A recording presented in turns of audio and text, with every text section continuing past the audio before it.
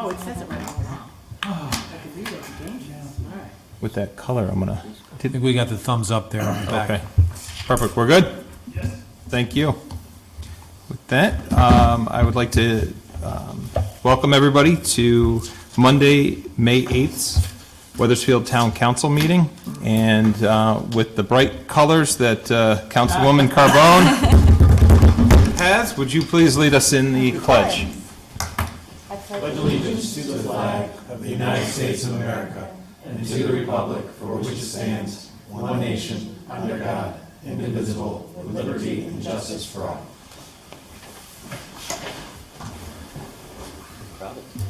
And I'd be remiss if I didn't say, Councilman Forrest, that is a very nice spring yellow. Well, thank you very much. I we- appreciate that. I'm, Perhaps next time I will win the honor. I am bookended by. Challenge accepted. Yep, we will do it. Shelley. There's a Curious George comment something there, you know. We'll coordinate. Coordinate. There you go. Sue, would you do us the honors of roll call? Counselor Carbone, Here. Counselor Clancy, Here. Counselor Forrest, Here. Counselor Hill, Here. Counselor Lesser, Here. Counselor O'Connor, Counselor Pentelo, Here. Deputy Mayor Mazzarella, Here. and Mayor Rao. Here.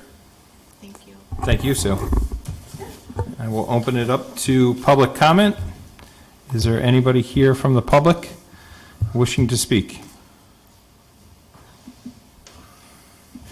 Seeing none, I'll close the hearing portion and go to council reports for any boards or commission reports.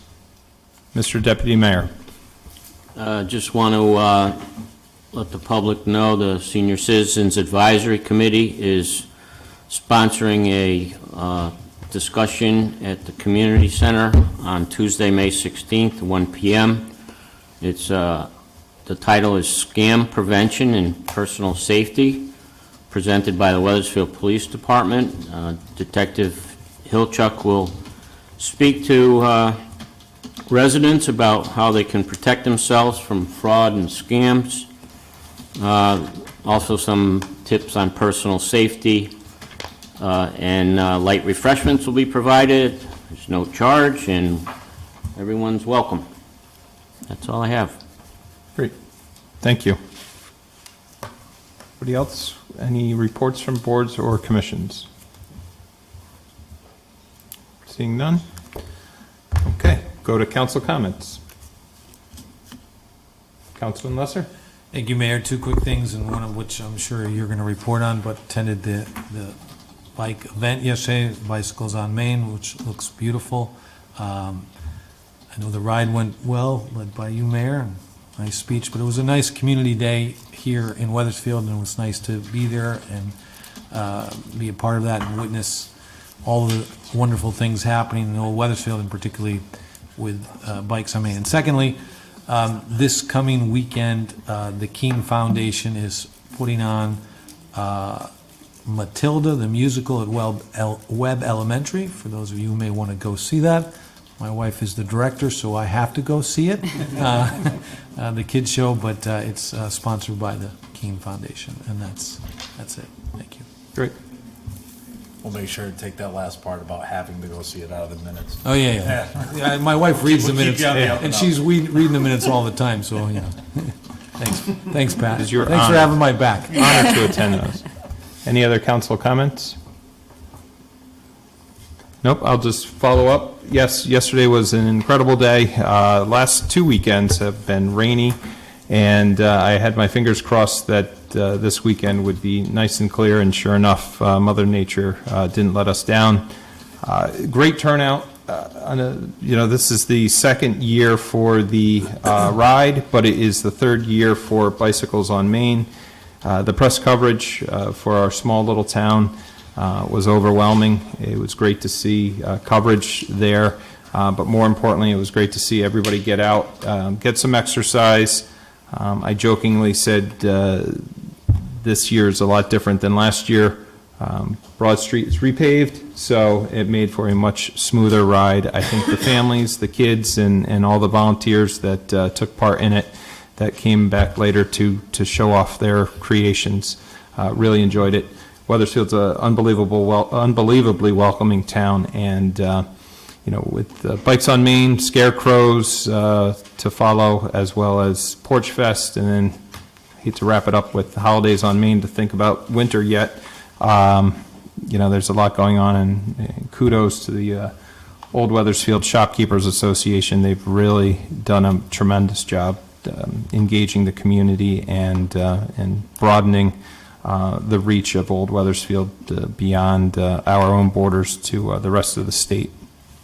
So, with that, I'll move on. Mr. Town Manager? Thank you, Mayor. Following up on the Bikes on Main event yesterday, it was a great event for everyone. I think the weather was amazing, and but really some imaginative, creative bikes out there. It was fun to go out there and walk them all.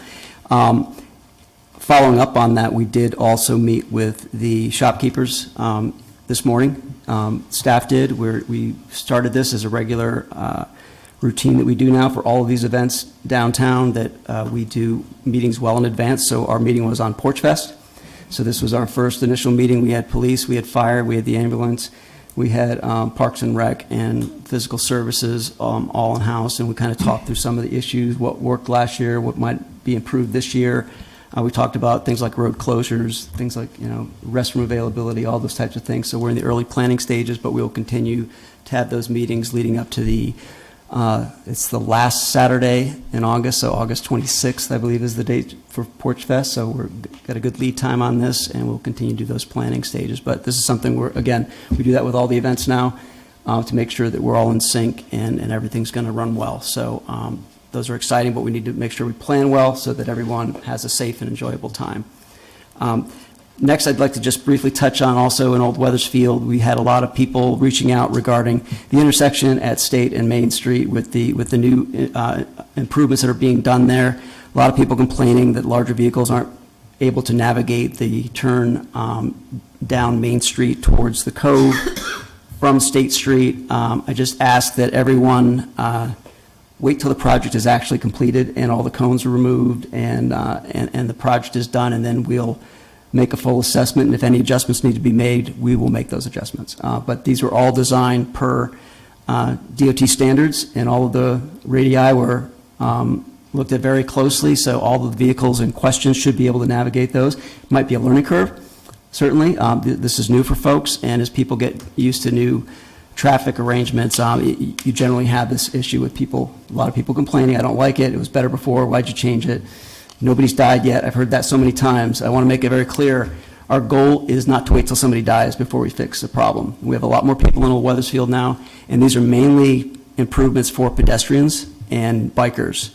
And it slows traffic and gets people to pay more attention, and if that causes people to have to slow down, that's a good thing, and that's our goal here. So we don't want to wait till somebody gets hurt before we make the changes. So we're trying to be progressive about it and take care of things before it gets to the problem stage. So, but if anyone has any issues, we're happy to speak with you.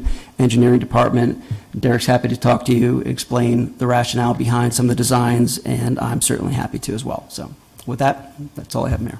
Thank you. Just a follow-up to that, if I'm not mistaken, that funding is through the state, and the state grant had stipulations for a pedestrian-friendly portion of the grant, so that that's where the narrowing of the travel lanes, the expansion of bike lanes and crosswalks come into play. Absolutely, but those are all things we want to do because we have so many more pedestrians down in Old Weathersfield than we did 10 years ago, even 5 years ago.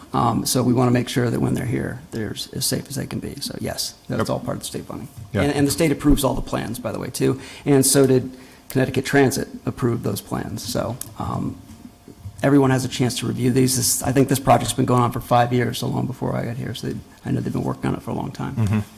And also to follow up and tie into that somewhat, back to bicycles on Main, I did see physical services out there with a truck at least 2 times making stops, once when I was riding over to the Cove and then coming back and actually going around looking at the bikes.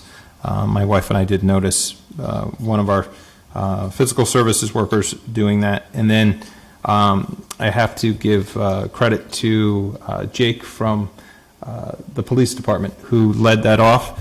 Actually, yeah. Thanks. So it came into my head. When we were crossing over Garden Street to Broad Street, it's actually Renee Deane has a video of it, and it caught my left eye. As I was crossing over, she and I were talking, and all of a sudden a car was going southbound on Broad Street, and he immediately jumped in front of the car to stop the car. But honestly, if I didn't see it out of the corner of my eye and he wasn't there, that car would have, I'm sure, kept on going right into us. So if you get on to Renee Danino's Instagram page, I was wondering if she actually caught it on video, and she sure as heck did. Said, "Oh my gosh, there's a car coming!"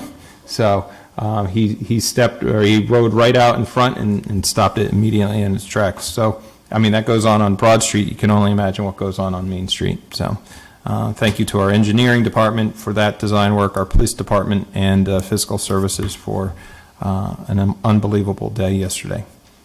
And with that, Sue, anything from the town clerk's office? Yes. Hang on a second. Okay, I attended the spring conference in New Haven at the Omni Hotel on April 20th, and I brought Deb Hammer with me. Lynn Schissel stayed back, and she ran the office while we were out. We had some great updates on vital records, early voting, the 2023 municipal election, and pertinent legislative discussions, and also going through the vendor booths were some of the highlights that we saw that day. Could you, if the conference of the legislative conference talked anything about early voting, I guess there's a number of versions that are going on up at the legislature right now. One of them has it for this fall, but we're hearing rumors that it won't go into effect until next 2024 election. Do you know? I don't think it's supposed to be this year at all. I think it's too soon for that, and I'm not really sure when.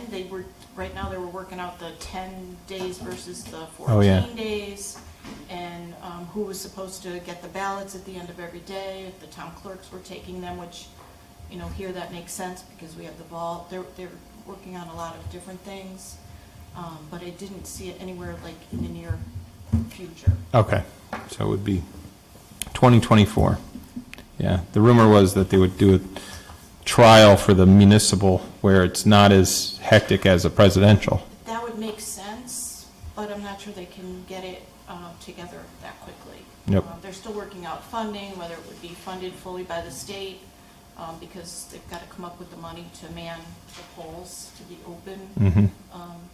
10 or 14 days. So there's still a lot to be worked out. And I think there's a line item that we have to review in our budget for the registrar's office that I think they set aside money for this November, not knowing if it's going to be 23 or 24. 25,000. 25,000, but yeah, 2023 or 2024. Mike, excuse me, I think that includes a possible presidential primary because that would be covered under this. Under the, yeah, true. So we just have to know if it's going to be, I mean, it could be in a referendum in April, it could be the presidential primary right around the same time, or just, go right until November, iron out the kinks then. Okay. Anything else? That's it? Okay. We'll go on to item B, 1, bids, strategic plan facilitator bid award. Mr. Town Manager? Thank you, Mayor. As you see in your packet, we did receive 3 proposals for the strategic plan facilitation and plan production. Of those, we had a committee that included myself, the mayor, and Councilman Lesser. We interviewed all 3 consultant teams for this project, and we unanimously selected Esperan to complete the work. All 3 proposals were very similar in price. Going into this but we did, the price was much more than we actually had budgeted for. As you'll recall, there was money set aside by the council for strategic initiatives, and of that, $25,000 was set aside specifically for the strategic plan development. The proposals all came in between $55,000 and $65,000 if you include travel. Once we selected S-Brand as the chosen provider, I went back to them and worked on taking some items out of the scope so that we could reduce it down some based upon our needs. And the current price before you tonight is $45,250. We do have the balance still within that strategic plan, the strategic initiatives funding that you've already allocated from ARPA, because the class and compensation study came in approximately $20,000 less than the 50 that we had budgeted. So it really is not an issue from that perspective. So what you see before you is a motion to approve the bid for the strategic plan, and to, in the amount of $45,250, and to authorize me to complete any documents necessary. Now, from a timeline perspective, this work will begin in earnest right away with some kickoff meetings and interviews, and then that will be followed by a number of in-person things that this consultant will be working with us on. The goal is to have this finished by the fall, sometime in the fall, so October, late October timeframe. And what that does is it allows us to use the strategic plan in the budgeting process. It helps us guide that process as we move forward. So with that, I'll open it up for any questions. Any questions for Mr. Town Manager? Mr. Deputy Mayor? Yeah, so this outfit's not local, is that correct? That is correct. And we're going to do more of a Zoom type, rather than have them flying in and out, or is that? So their initial proposal, their travel expenses were on the order of 10 grand. But when we were interviewing them, they revealed that they were recently awarded a contract in Madison, Connecticut, and they're just beginning that process. So what they've agreed to do is coordinate their travel time for us when they're going to Madison, if we can start soon. And I said we can start as soon as this gets approved. So they'll be able to cut that down substantially. I think now their travel is a $2,000 expense. Oh, so. okay, that's great. Yep. Thank you. Councilman? Oh, I have a quick question. And you've done these in the past at your other municipalities, and was the cost, I just think it's expensive, but, I mean, I know this is a less expensive version of Sure. the three, but has this gone up since you've done them at your previous place? So the first time I did this was probably back in 2014, and it was around 25,000, 30,000 is what I remembered. I most recently completed one when I was down in Virginia around 2018, 2019, and then it was around 25,000, but it was also through the University of Virginia. Okay. So it was a program that they had, so the costs were much less. And the fact that all three came in very similar with support, that's really what the market is these days, and everything's up these days. Again, it's just we're finding them more and more as we go out. Cost of travel, cost of everything is more expensive, so it wasn't a real shock, but I think based upon the extent of the scope, I think it's a fair price. Okay, thank you. Councilman Lesser? Thank you, Mayor. Just a few quick comments. All three firms were impressive and capable, but I know all three of us felt strongly that S-Brand, and particularly the principal, the owner, Cheryl Trent, was very impressive and has a terrific background in doing strategic plans all over the country, and clearly was, I think, head and shoulders above the other two firms that we looked at. And also, I think this is going to be great for the town because it provides a vision, a roadmap, a plan for the next 5 years or so, kind of our mission, where we are now and where do we want to be in the future. And, you know, I do hear some comments from folks when we do plans in town, and, you know, sometimes these sit on the shelf. There's a whole accountability process built into this, and we are accountable as officials, elected officials.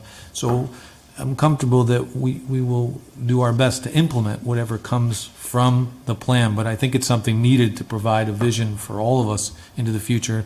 It's the thing that we do often in business in terms of strategic planning. I just think it's a good way to conduct business, and I was very impressed with this firm and the principal, Cheryl Trent. That's it, Mayor. Thank you. Councilman Forrest? Thank you, Mayor. To the town manager.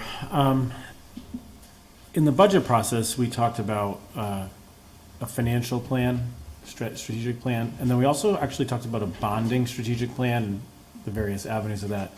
Are those two concepts that we've identified in the last month going to be part of this process? And will the council generate those two plans to come before us to then pass, as we continue as we've recognized those two issues already? So my goal with this strategic plan is the first step in the process. And again, this is something I've done in previous organizations. Do the strategic plan first, then you do the five-year financial plan, which is based upon that strategic plan. And it's essentially a budget. It's a 5-year budget. It shows department by department line items all the way out 5 years. That also includes the bonding necessary to make all the capital and other things happen along the way. So this is that first step in that process. And it's also the first step if we were to move forward with the priority-based budgeting, which I also think is a good move for us to take moving forward. But this plan you need for any of those, so this is step one of that process. So, and by financial plan, I didn't mean necessarily like the next 5 budgets will be self-determined, but we specifically talked about, right, sort of just some higher level strategic financial goals that the town had.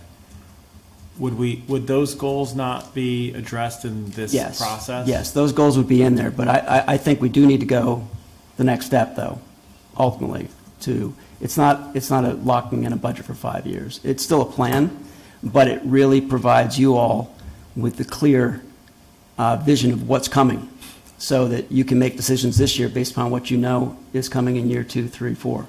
And that, I think, will help guide you. It's just more information for you to make sound decisions.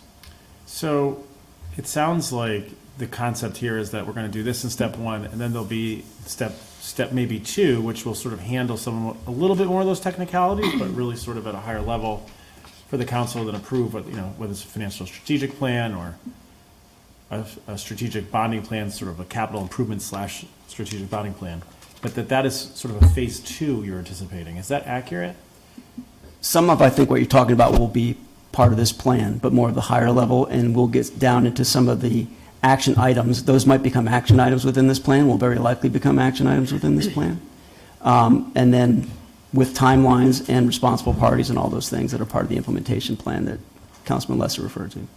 I suppose what I'm thinking of is if we know that we'd like to maybe attack some of those items that we've identified sooner than later, and this isn't going to be done until the fall, and then we have a new council, which is fine, neither here nor there, but then it gets attacked. So we may be looking for a year from now before we can maybe tackle, fall into winter holidays, then the next calendar year, where we could maybe even see some of the really high level stuff. And I'm wondering if that timeline is accurate, or is it not? That's not the timeline you have in your head. Well, no, it's certainly not that we couldn't do something that we feel we should be moving forward with in absence of this being completed. We're doing stuff now, right? So, and we will continue to take action. The idea is to put our complete strategic vision in place with action items. Some of those action items, in my experience, will be things we're already doing, but with better focus and direction.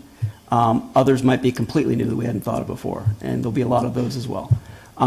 So I don't think it precludes us from moving forward on anything between now and when this plan's complete, or 5 months after, or whatever it works out to be. Switching gears a little bit, thank you, by the way. In our current budget, we have set aside like $15,000 for strategic planning. Was that $15,000 anticipated for this, or would that not be needed now as we move forward? Or was that a different plan in particular? I'm not sure the budget item you're referring to. I'd have to look and see. There is a line item here for that. It's line 52220, actually, in economic development. Yeah. There's 15,000, Yes. and Okay. I didn't know, Economic development, I don't know yeah. if that was anticipated for use in this, and we didn't know where it was going to go Now, or whatever. So the economic development Improvement Commission wants to do a strategic plan of their own, strictly based upon economic development. And I told them, wait till this one's done and see what the marching orders are from the council, and then take that, and from there, you might want to go a little bit deeper in your role for economic development. It's not uncommon for particularly commissions to want to develop strategic plans, but it really should flow from this and be aligned with this one that's completed by the council, because this is the one that's going to guide everything. Would this group be able to do that type of a strategic plan? They could, yes. So, is there any thinking that we should pass it so it just sort of goes like one right after another, like, you know, full, two different areas or an area and a half? And this would encompass both? It's a conversation I was going to have once they got on board and see what they thought, the consultant, about the best approach for that. And if it makes sense, yes, absolutely. And are you thinking this, so what, the scope, and you guys were in the interview and really meted it out, is the scope of this particular plan definitely excluding that, or as you go along and develop that relationship, could it also be included? It could be included. Included in the 45,000 that you're looking for today? Let me be more specific. I don't think for the degree of specificity that we're talking about getting into with one group, and they'd have to spend a lot of time with the Economic Development Commission and with other partners there, so I don't think that would be, I think would require more. I don't know how much more, but we could flesh that out as we move forward. Thank you.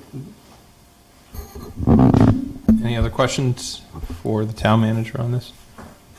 And just so the proposal's in our packet, but for those that may be questioning how we dropped it from 10,000 down to 2,000, that still includes at least one trip up here for the stakeholders in-person meeting, and the company did a wonderful job of talking about how they would engage the community. Actually, all three of them did, but I think their S-brand's way of engaging the community and their focus on taking the input from a number of different stakeholders was key. They, as we mentioned, you know, they're working in Madison already. They did have a strong focus, and we jokingly talked about Colorado before the meeting started, but a lot of their work came from Colorado.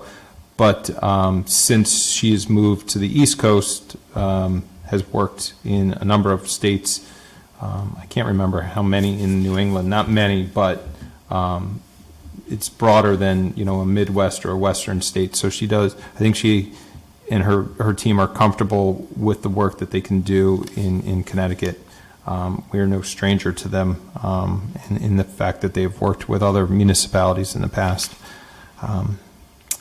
I think this is something, as we've all discussed, it's long overdue in town, and we can see, you know, how this builds beyond just the strategic plan, you know, obviously with economic development in mind after this, and then to Councilman Forrest's point, with the discussion on bonding, on budget process, and different strategies when we're developing a budget, that you know, maybe we can go forward with, you know, some thoughts. There was one outfit out of New York that had a focus on financial planning, so something obviously we could keep in the back of our mind as we go forward with those.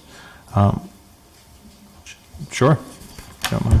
Thank you, Mayor. I motion to approve the 2023-07 bid award for the facilitation creation of a 5-year strategic plan in the amount of $45,250, and to authorize the town manager to execute all documents necessary to complete this project, or the project.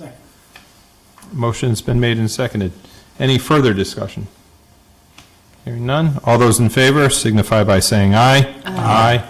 Opposed, nay. Ayes have it. Motion carries. We will go down to the consent agenda. It's not a question. I just did notice going through it, and I don't think it actually matters any that I would take them. But on item B2A for resignations, town council item. Housing Authority, George Kelly is resigning. On the first page, not the actual resignations from boards and commissions, it does have him as a R. I don't know if George would like that or not, but like I said, we would welcome him anytime. He's a great man, a great steward of our community, and I know he's done a great job with the library board and with the Housing Authority. Sorry to see him go, but just on that one page, Sue, Okay, make that correction. but on the second page, it does say it has a D after his name. And that was it. So we've got resignations, appointments, pavement marking contract that I think you all saw from CROG that is in here. Pavement preservation contract award, Housing Authority's community development block grant consultant bid, and then our meeting minutes for budget workshop meetings, as well as a couple special meetings and regular meetings that we've had. So, I move the consent agenda. Second. motion's been made and seconded. All those in favor signify by saying aye. Aye. Aye. Opposed, nay. Ayes have it. Consent agenda is adopted. We don't have any approval of ordinances or resolutions before us tonight. We do have one unfinished business. This is the Mill Woods Urban Act grant that we have talked about and discussed.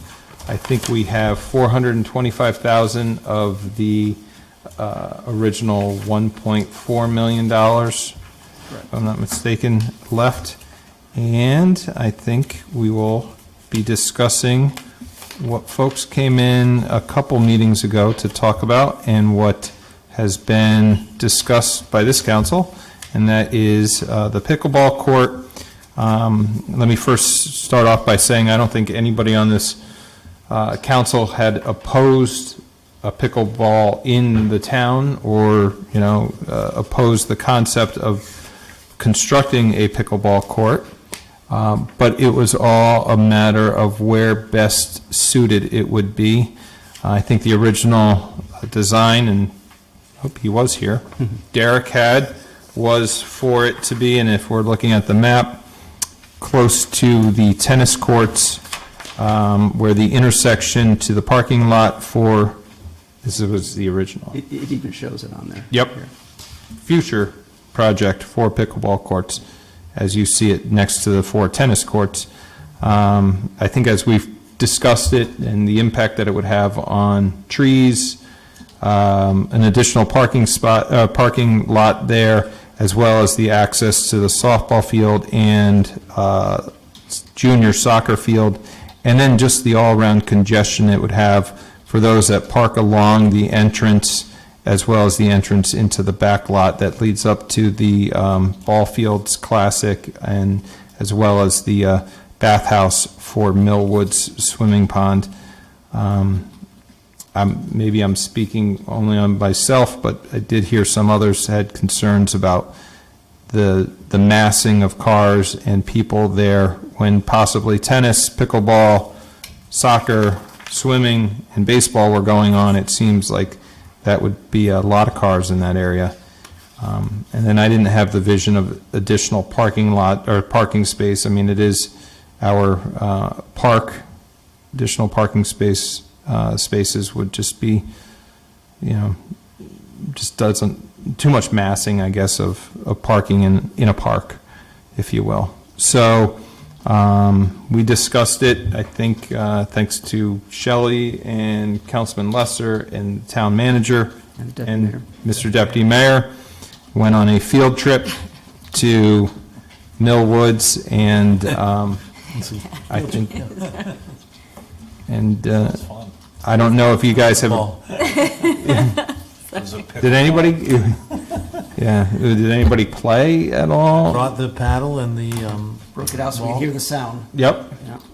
Gotcha. And I will say, and I think I texted the town manager and the deputy mayor after one of our conversations here at Town Hall, I was taking my son to a game in Southington, and as I drove in at 6:30 at night in Southington, the 4 courts that were there had been replaced with just pickleball courts. And if you look at the GPS satellite view of the previous and the current, they did a great job of incorporating those courts in there. And I will tell you that all 4 courts, so 8 sides of the net were full of people at 6:30 at night on a Wednesday or Thursday. It was Wednesday because it was after our meeting. So popularity of the sport is there. I think Weathersfield is ripe, and if we can agree on one location at Mill Woods, that it would be a perfect fit for that area. So that's my introduction to pickleball as I know it. I'll open it up to discussion. Mr. Deputy Mayor. So you gave us a great, lay of the land, but you never really said which one you preferred. And Mayor, which one are you picking? I'd like to, I'm in a pickle. I'd like to suggest that we look seriously at the, I guess, more northerly site that's just behind the ambulance facility.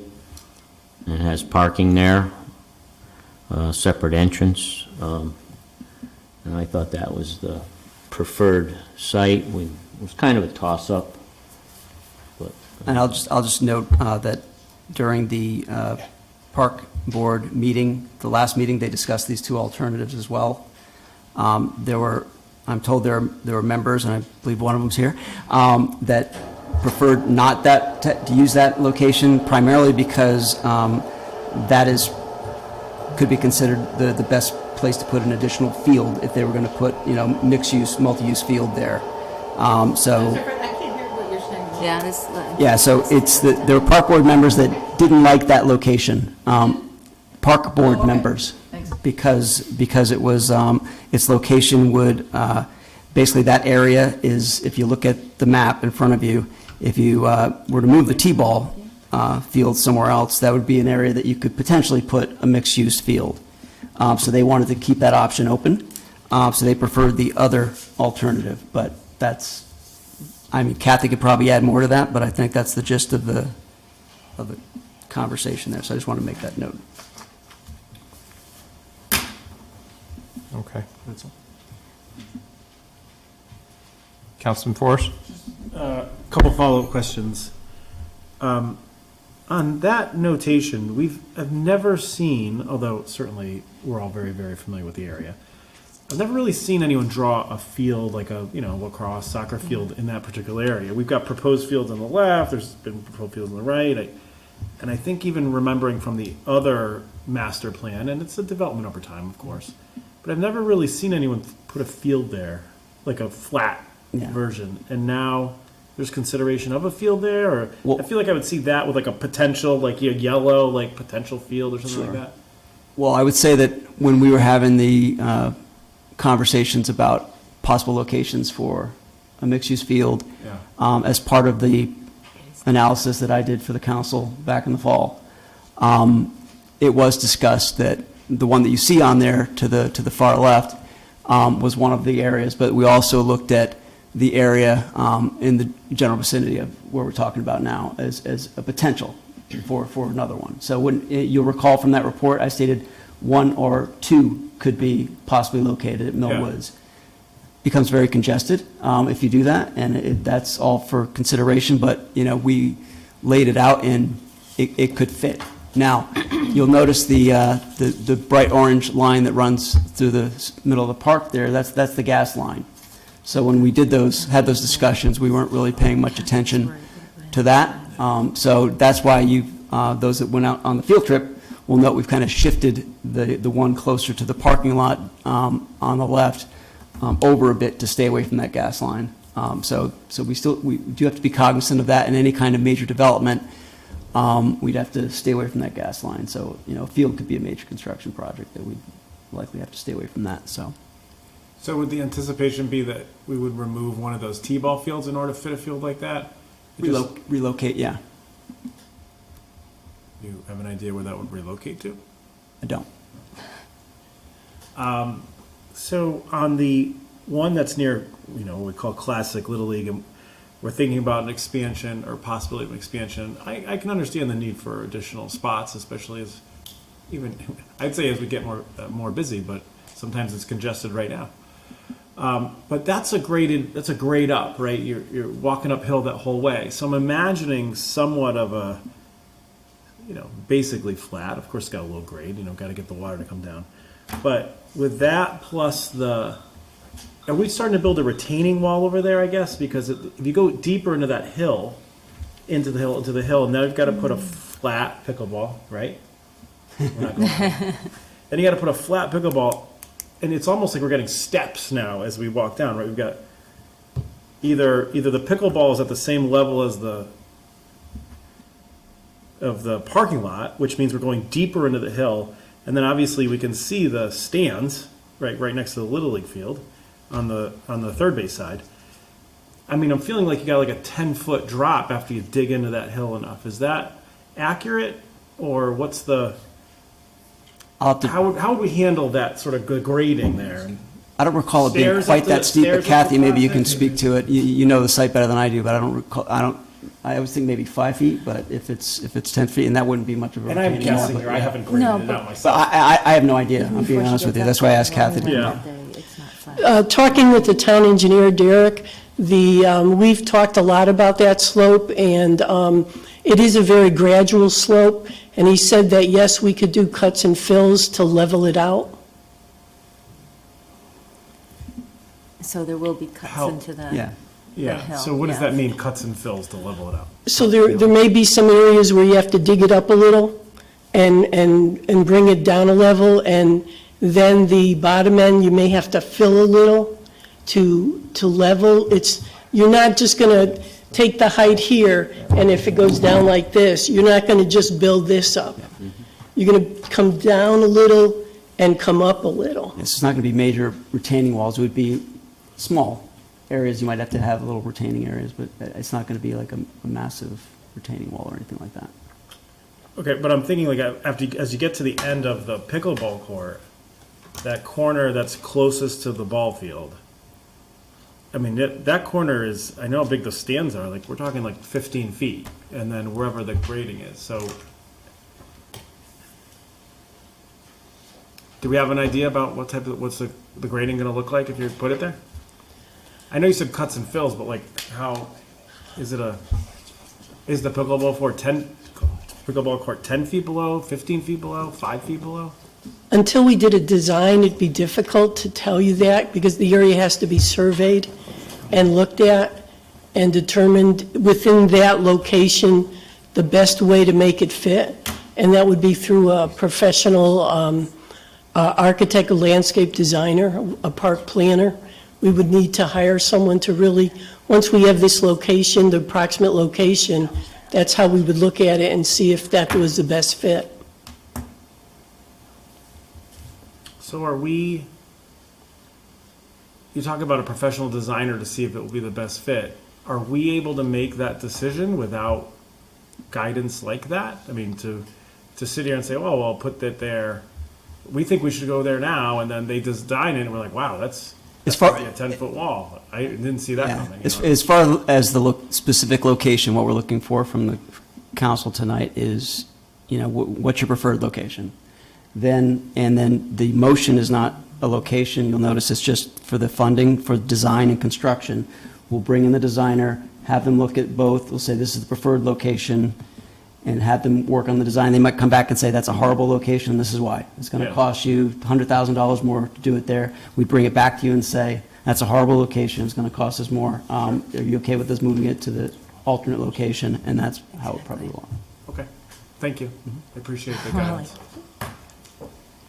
Go ahead, Tom. Well, Councilman Carbone for the first time. Thank you. So that day we went out and looked, thank you for coming with us, by the way, that was great. It was very hot for the time, but it was great. My recollection of that area, although it's been a little while now since I've been back there, was it was very slopey and hilly. And we didn't look at that area, we looked more, because I'm trying to find that little hut or the little concession stand. We actually looked more north of the concession stands right here. Yeah, and So we didn't look to the west of that. that's why I said that we had to shift it because of that Yeah. orange line is the gas Exactly. line, so we can't build on top Exactly. of that, so we had to shift it over. But even if we had the opportunity to see that space, one of the issues is congestion, right? Nobody Sure. wants all the craziness over by the tennis courts because of parking and people. And I think you're kind of running into the same thing when you're putting it so close to the field and dealing with the parking issue as well. I'm new to this, so forgive me for saying that I haven't seen any plan that it would involve a field there, but I haven't. And I was actually pleasantly surprised at the amount of open space in that area.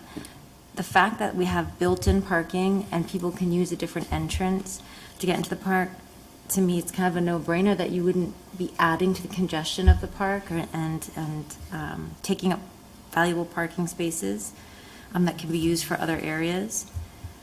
So for me personally, I think it's a much better location over closer to the ambulance center.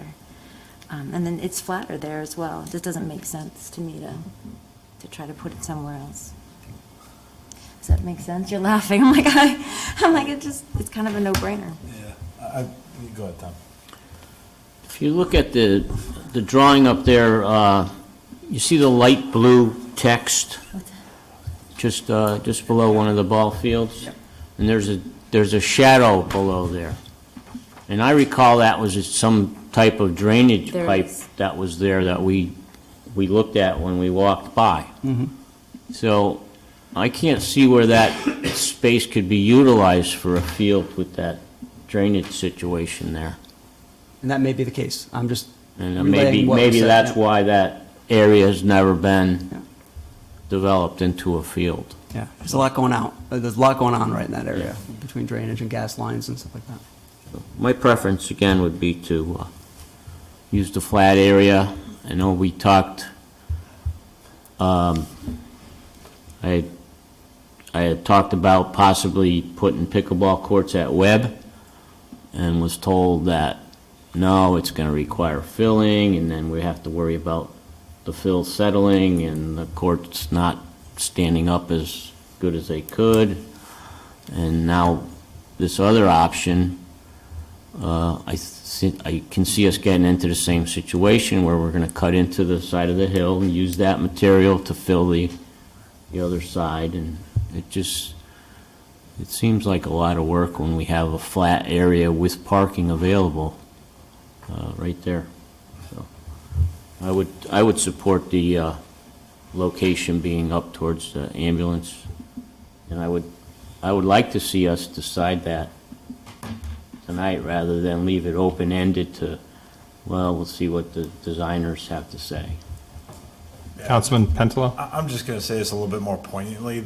I think the number one reason why I even decided to vote no originally was because it was in an area that was congested, and now I feel like we're talking about another alternative site where it's going to cause congestion. So it's like, if you want to put it behind the ambulance house, absolutely, totally support pickleball courts. But that's the only place that makes sense. If we do it there, you have my vote. If you guys want to talk about sticking it in the middle where it's going to further congest things in the park, then no. So call a vote. We could keep going back and forth, but just look at the colors.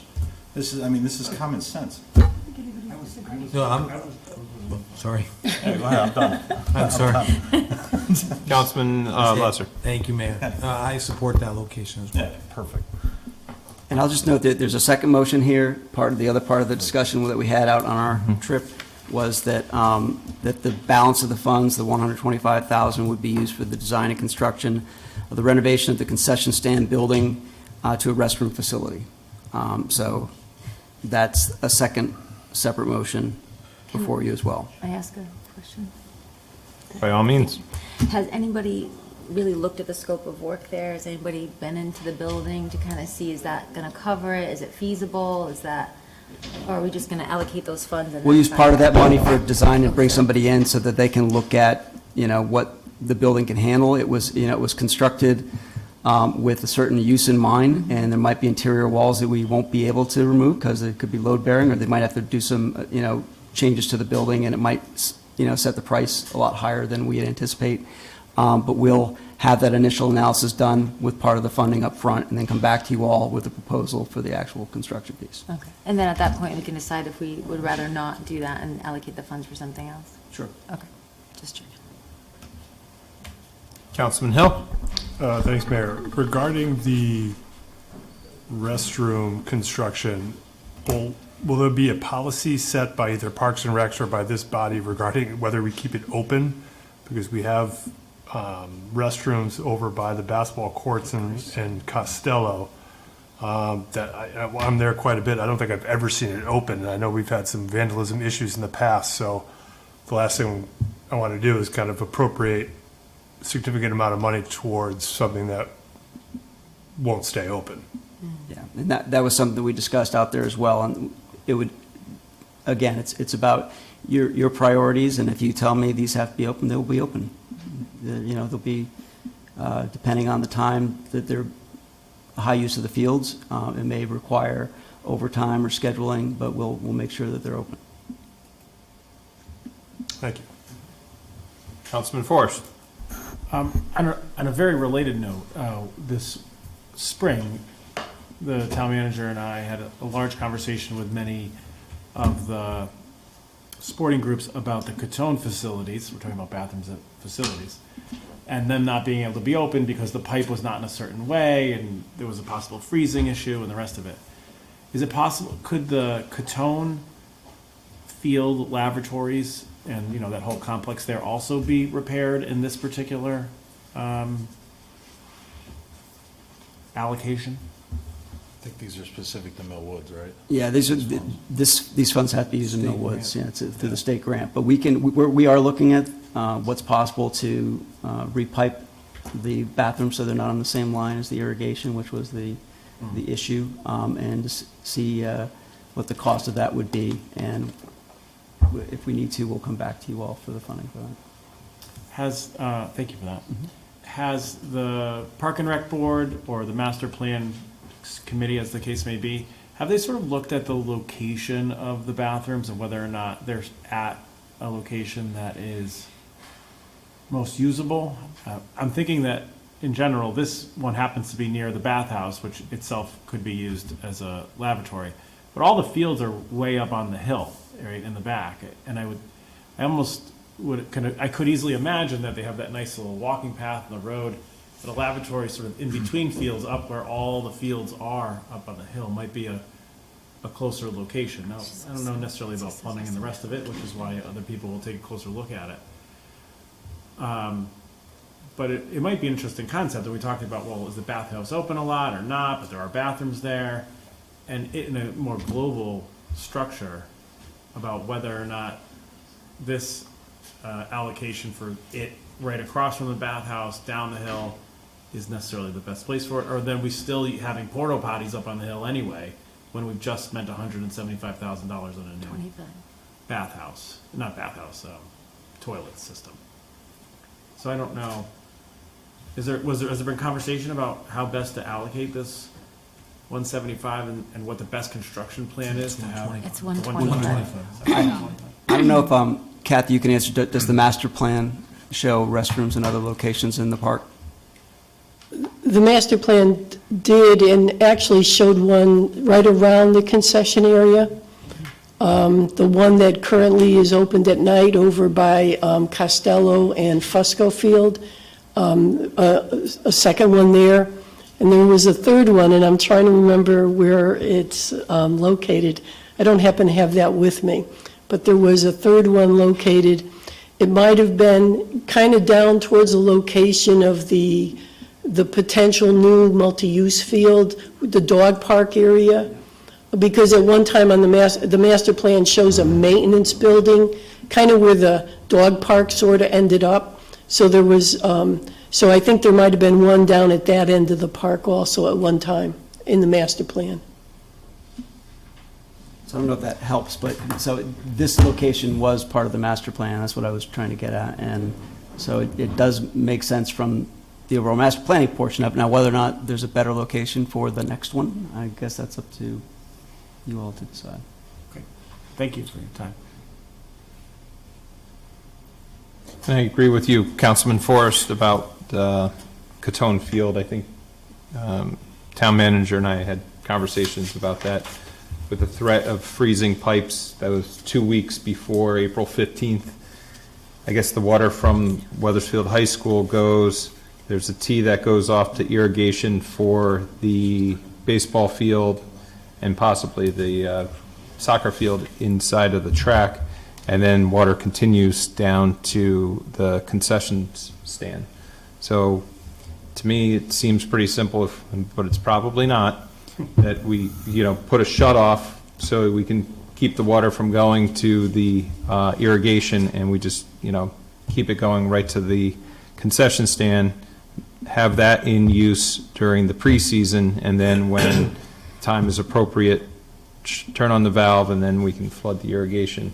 So not worrying about freezing. Obviously, that's something that would involve probably engineering as well as physical services to do, but that is something I had conversations with, and hopefully we can have something possibly worked on this summer if we can find the funds for it and get the design work for it. But that would at least save a little bit of headache for the various teams that play or practice those last couple weeks of March, first couple weeks of April down there.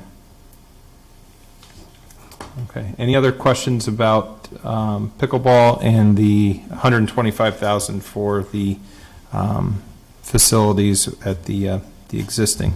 And I did see Chairman of the Parks and Rec. I don't know, Dan, have you got anything you wanted to comment on at all? Sure.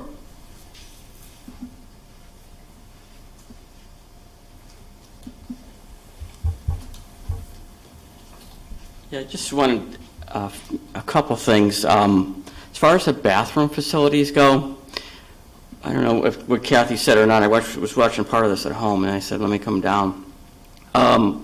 The problem we have now up by the Little League field is the bathrooms aren't open full time because there's a lot of vandalism.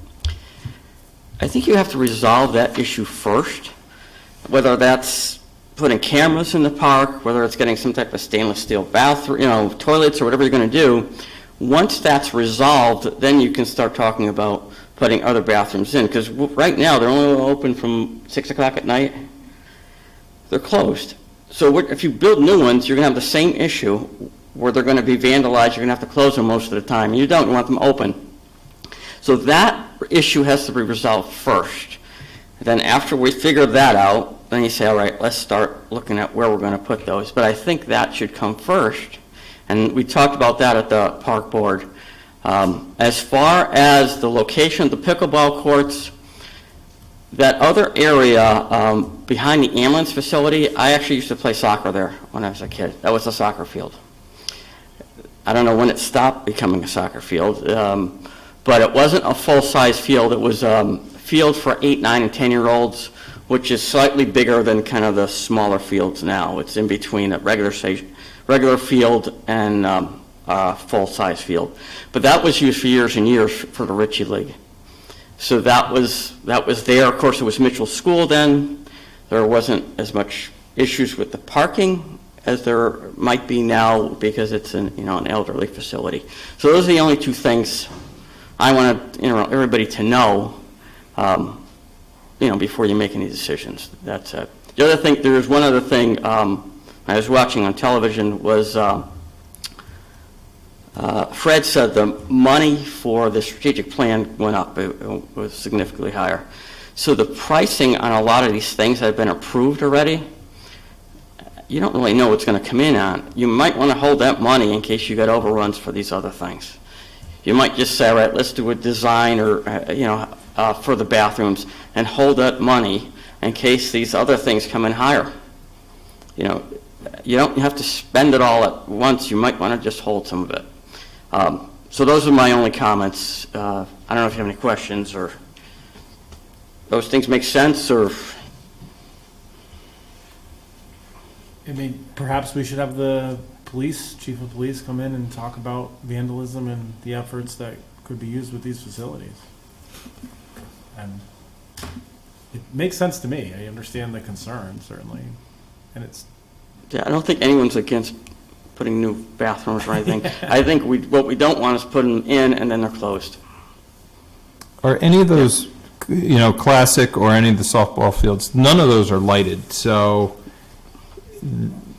what time would most baseball games on Classic wrap up? 7:30, I think. So, yeah. Yeah. In the summer. Summertime. We run Yeah. late in the summer. Yeah. It'd be like even 9 o'clock in the middle of June or whatever. No, I remember those. Yeah. Mosquitoes and everything. Yeah, the whole bit, right. You got it.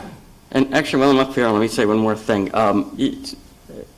There's a lot of comments on how much the park is being used, but the park is not used as much now as it was years ago. For instance, men's softball, anybody idea how many teams we have this year for men's softball? 3, 4. There's 18. When I was growing up, there was 40. There was 32 men's, 8 women's. So every field in that park from May 1st until the end of July, beginning of August, was full. That's 5 softball fields, plus there was a game at Fuller, because they couldn't accommodate all the teams. That was just softball. Never mind anything else. The park was also used on weekends for like Easter Seals softball marathon and everything. We were the premier park in the state at that point. You have different usage now, but the actual usage in the park, I know from growing up as a kid, was more than it is now. Just so that you have a perspective. And I mean, I could talk longer. I don't want to keep talking, but I can give you other examples. For instance, Little League used to have 16 teams. I don't know how many they got this year, but when I was growing up, 16, you had a National League and an American League. You also had 16 minor league teams at that point. So because there was way more kids in town than there are now. So the usage in the park, there's more kids in the park and actually more usage as far as that type of thing going on. So, anything else? No, I'll stay here. Thank you. Thanks, Dan. Okay. Can I ask a question about the restrooms? So is it not feasible, Kathy, to have somebody open it in the morning when the games start and then close it at night? Is the vandalism happening during the day when they're just open for the residents to use? In the more recent times, we would open it, we'd go in, clean it in the morning, leave it open. We'd come for the evening when we had the greater use in the park, and they'd be trashed By the time you got there? by the time they got there. And you just didn't know when, it was hit or miss. And we've done a lot of things to make the building vandal-free, but it's just that once you leave it open, it's just for whatever reason, it's just an attraction. And we do have a park ranger in the evening that literally gets in between 5 and 5:30, unlocks them. Then when everything is done, lights are off in that end of the park, everything gets locked up again. All right, thank you. Now, are they, when you say trashed, are they trashed like vandalized, or is it people go in there and just run amok and make a mess? A little bit of both. We've gotten to the point where we've put in a lot of fixtures that are quote-unquote vandal-proof. I mean, but they still can whack them. There are baseball bats in the park. So when we helped, it pains me to say it, when we had them open during the day and it's not as busy, so you don't see a lot of stuff would happen. Would they toss everything down the toilets and we'd have to get the plumber out there and they'd be offline that night because that's when we discover it. So there's those kinds of things. They kick in the door till they could get it in there. There were just things that were done just because it was there. Councilman Lesser? Thank you, Mayor. Kathy, could we potentially put some signage up there that, surveillance or vandalism will be, I don't want to say prosecuted, but you're being watched, some type of signage that people understand that, this is town property, be respectful, but some type of signage that hopefully would discourage some people from doing vandalism. Yeah, well, sure, we could do something like that. I couldn't put up something about surveillance because we, right now, don't have any cameras in the park. There used to be a camera, it's not working, there's been a software issue with it. And and we are looking at cameras. So as soon as we put cameras in the park, we could put up a sign that says you are under surveillance, but we certainly could put up a sign that vandalism will be prosecuted and please take notice. We can do that. I'd like to see us consider it, and then maybe to the town manager.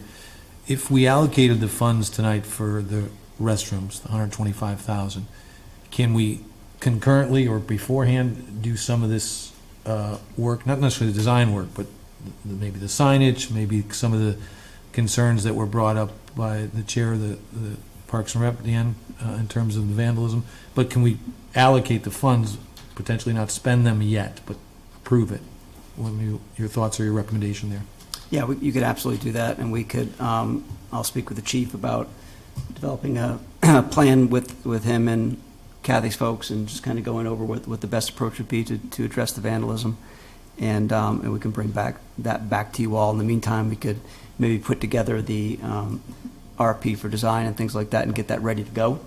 And then we can bring both back to you at the same time, and you can kind of look at those at once.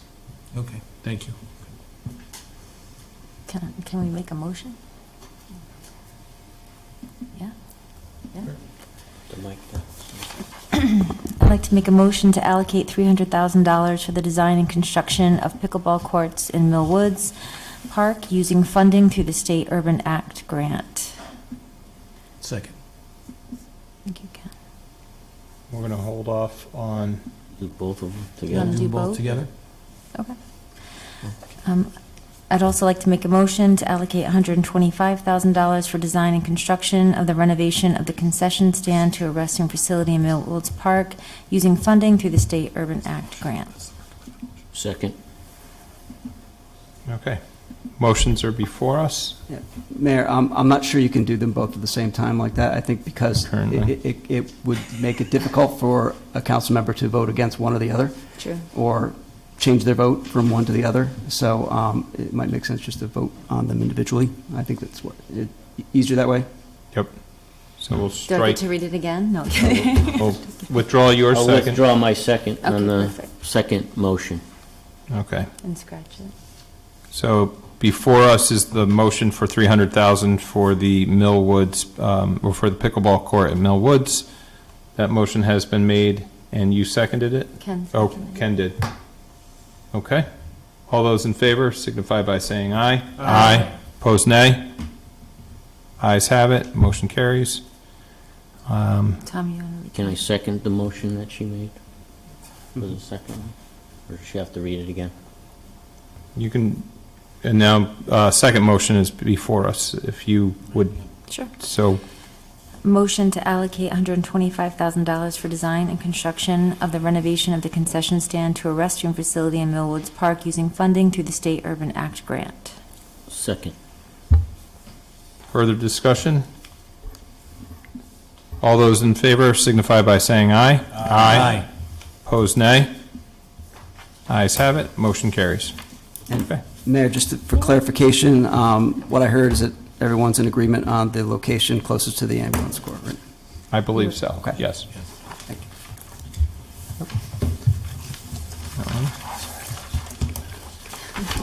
No new business before us, and we have public comment. For the public that is here with us, this is the second portion of public comment. It's similar to the first portion, but was not utilized this evening. You are limited to 5 minutes. Please state your name and address for us, please. Mr. Young first? Cindy.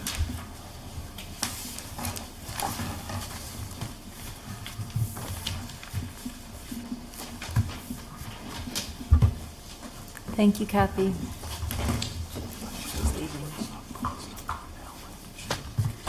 Good evening, Robert Young, 20 Copper Mill Road.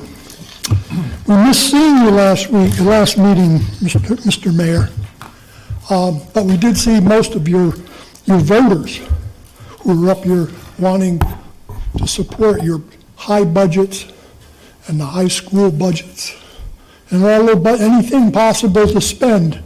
And it's amazing that some of those people,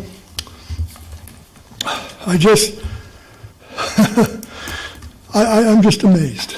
I'm just amazed how they come in here and they wanna support a budget, but they have no other reason to do it, except for they have 5 kids in the school system, or they have so many kids in the school system. And I just don't get it, how we invite people to this town who end up being liabilities to us. Tonight, you voted on bathrooms. I didn't know that they were vandalizing and trashing the current bathrooms at the Millwoods. That's terrible. And where's our enforcers? Why haven't people been caught who are doing this all along? Why is it continuing? I mean, obviously Kathy must be telling the police chief, or she must be telling you when you're having backroom meetings about this going on. I mean, this should not be happening. And then you vote $125,000 to spend more for another thing that might get vandalized. I don't get it. But, you know, $125,000, I mean, my gosh, you can do a lot with that. But to put in a bathroom in some little, whatever, concession stand, that's a heck of a lot of money. You know, I don't know where I know where we're headed, and it's not a good place.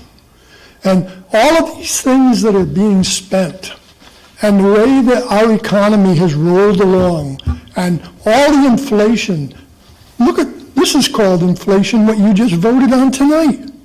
And those other items that you voted on was all shortage of goods, that kind of thing makes the prices go up, and nobody cares, because it's all free money that you're spending.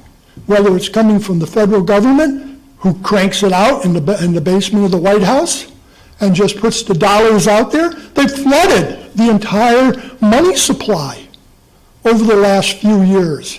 They flooded it, making every dollar worth less and less. I mean, look at our inflation that we've had, and we're continuing to have.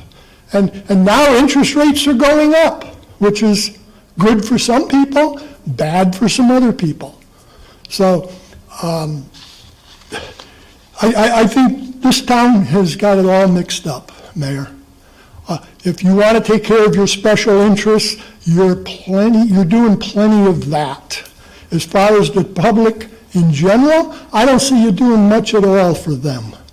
And that's a shame, because they're the ones, most of them, are all paying taxes. And they expect something.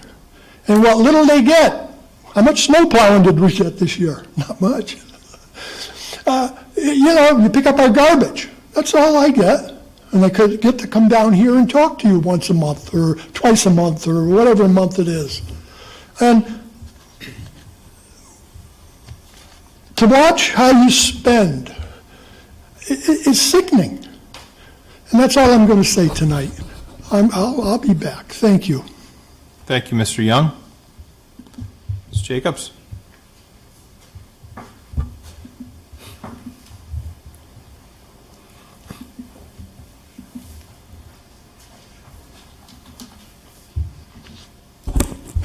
Good evening, Cindy Jacobs, 71 Sunrise Terrace. I just have some comments about the town manager's proposed budget, and I also want to note and respond to some of the comments given on April 17th town budget hearing. What I recognize was sort of a general acceptance, or at least among many, of the school budget, which calls for maintenance of services, no more, and allows for a 5% or slightly more than 5% budget increase, even among those who had advocated fiscal restraint. There were several points that were made, recognizing the need to adequately fund our public schools to maintain quality education to our K-12 students, the need to support our teachers, and the recognition of the need to provide competitive salaries, or we may lose some of our best and brightest teachers. 3, a recognition that medical benefits have substantially risen. Also, support for smart investments, i.e. special education support staff that assists students, gives teachers critical assistance in the classroom, and saves the district money. For all these reasons, I also support the proposed Board of Ed school budget, even though I don't have children in school. On the town side of the budget, I'd like to make a few points. I would suggest that as the arguments that were made in favor of the school budget, maintaining the school budget, many of those same arguments apply to the rationale for allowing an increase in the town side of the budget. We need to adequately maintain our infrastructure. I spoke several meetings ago, town meetings ago, about the outside of Weathersfield High School, the cracking pavement, the crumbling retaining walls. We need to maintain our roads, our sidewalks, our street corners.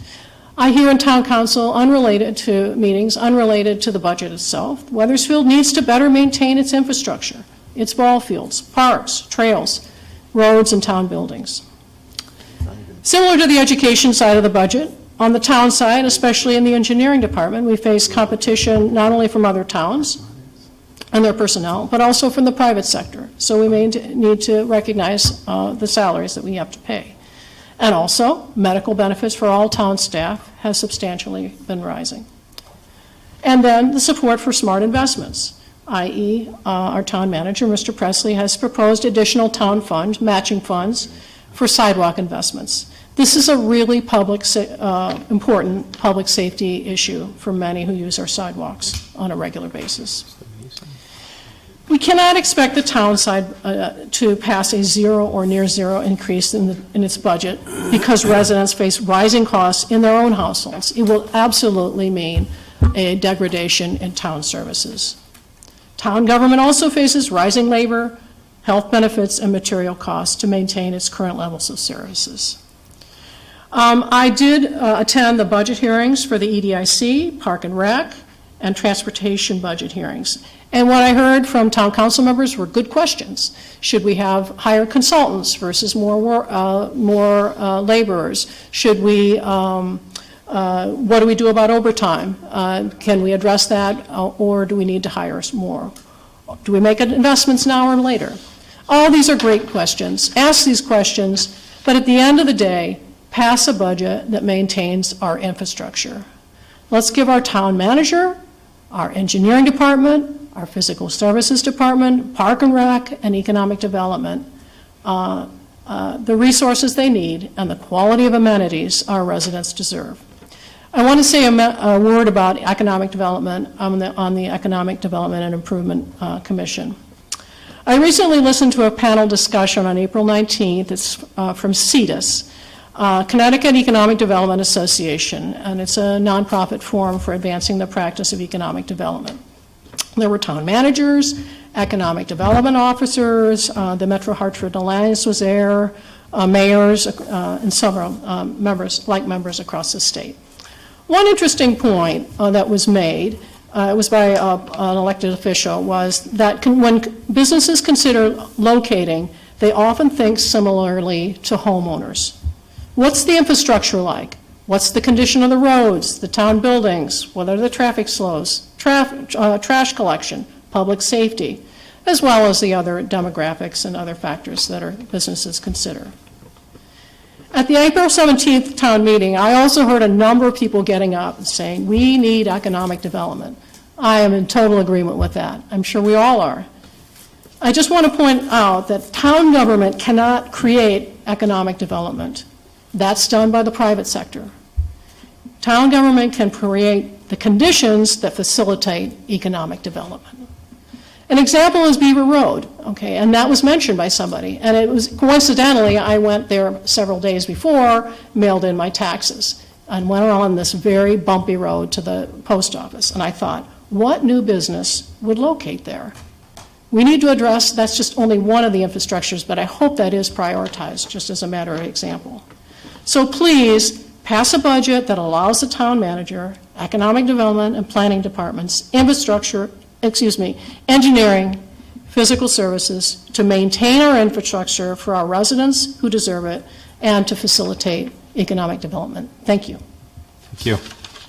Just a note on Beaver Road, I was on it today, and the town crews were doing the catch basins, so. I am very glad to hear that. Thank you very I much. suspect it will be done in a month or so.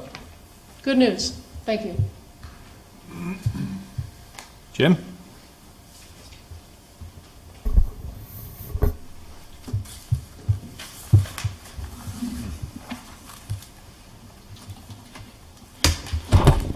Jim Woodworth, 33 Mill Street, 5H. I just wanted to thank you, or thanks to the Physical Services Department for mowing the wood parcel grassy area. That's where we have a couple of Heritage Walk signs on Middletown Avenue, and that's very helpful to us. I want to also thank all the volunteers that came out on Earth Day to improve our accessible trail, to cut down some invasive species, and to plant some wetland cuttings, cuttings of wetland plants to control erosion on our cornfield. And to also say tomorrow and plan to sign a couple of contracts with the NRCS, Natural Resources Conservation Service of the USDA, to help improve our wooded area. That's forest mulching to take out invasive species, then a replanting with more resilient, with trees that are better suited and more resilient, and another contract for cover crop on our cornfield. And making a transition to the Keisha Farm, that's something that those funds can be accessed for the Keisha Farm areas that aren't going to be made into a ball field or a sports complex or whatever you guys are thinking about. You probably would need a nonprofit organization like Friends of the Keisha Farm to manage those things, which we could do. We could access funds, we could get grants and so forth. And I still feel bad that almost a year ago, after the Keisha Farm Committee had worked for 3 or 4 years, working with the University of Hartford to come up with recommendations, which you praised to the skies.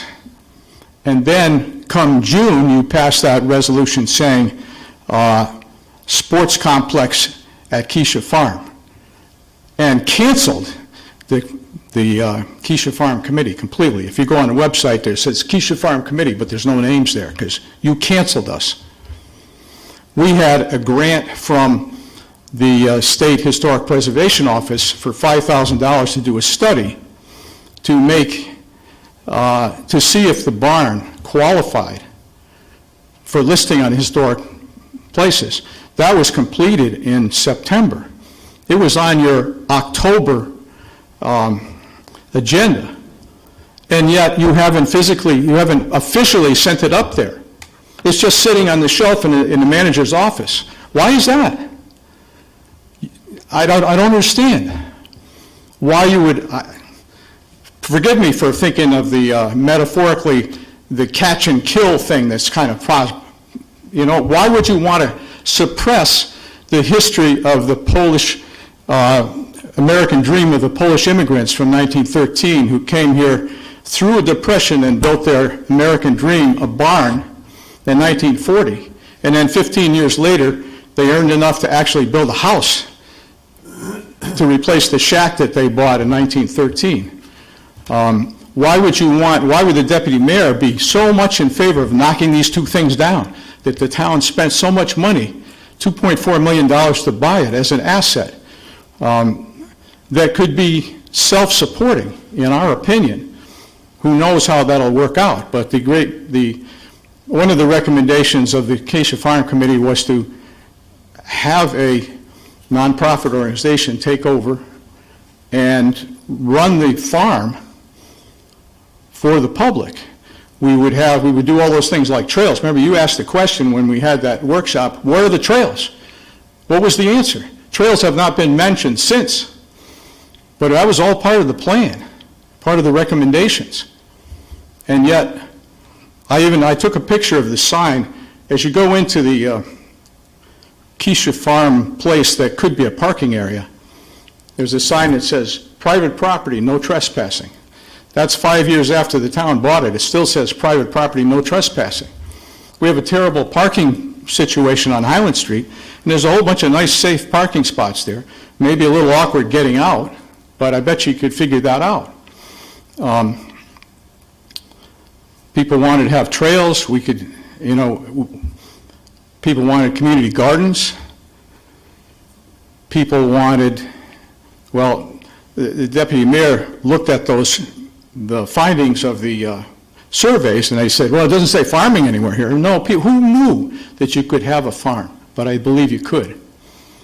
You are really enthused about putting a field there, $1.5 million artificial field there. I hope you put it at Mill Woods and save that space for some future time when you have more money, when you've worked out the school issues, Highcrest School, how are you going to do that, the fields there, and do traffic studies. When we first started the committee,